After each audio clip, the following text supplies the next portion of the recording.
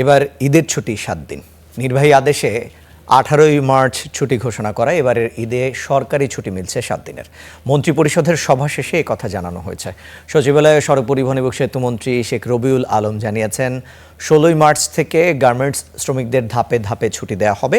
এবারের ঈদযাত্রা আগের যে কোনো সময়ের চেয়ে নির্বিঘ্ন ও নিরাপদ হবে বলেও আশা প্রকাশ করেন তিনি। 21 মার্চ ঈদ ধরে এরই মধ্যে নানা প্রস্তুতি নিচ্ছে সরকার। শুরু হয়েছে রেল ও বাসের আগাম টিকিট বিক্রি। আর এবার এলো টানা 7 দিনের ছুটির সিদ্ধান্ত। 17 মার্চের শবে কদরের সঙ্গে এবার নির্বাহী আদেশে 18 মার্চ দেয়া হলো ছুটি।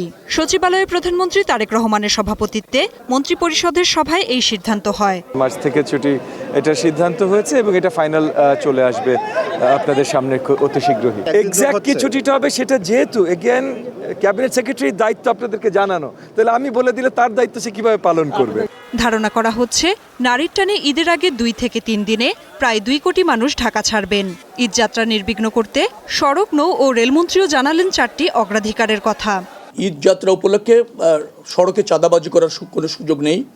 আইন শৃঙ্খলা রক্ষাকারী বাহিনী, পরিবহন সেক্টরে যারা জড়িত সবাই তৎপর আছে। নির্দিষ্ট ভাড়া নির্ধারণ করে আছে, সেই নির্ধারিত ভাড়ার চেয়ে 1 টাকা বেশি নিলে আমাদেরকে জ্ঞাত করেন, তার দৃষ্টান্তমূলক শাস্তি হবে। সচিবালয়ে আলাদা সংবাদ সম্মেলন করেন স্বাস্থ্যমন্ত্রী সরদার মোহাম্মদ সাখাওয়াত হোসেন। তিনি বলেন, সরকারি চিকিৎসকদের ডিউটি চলাকালে বেসরকারি কোনো চিকিৎসা প্রতিষ্ঠানে দায়িত্ব পালনের অভিযোগ পেলে শাস্তিমূলক ব্যবস্থা নেওয়া হবে।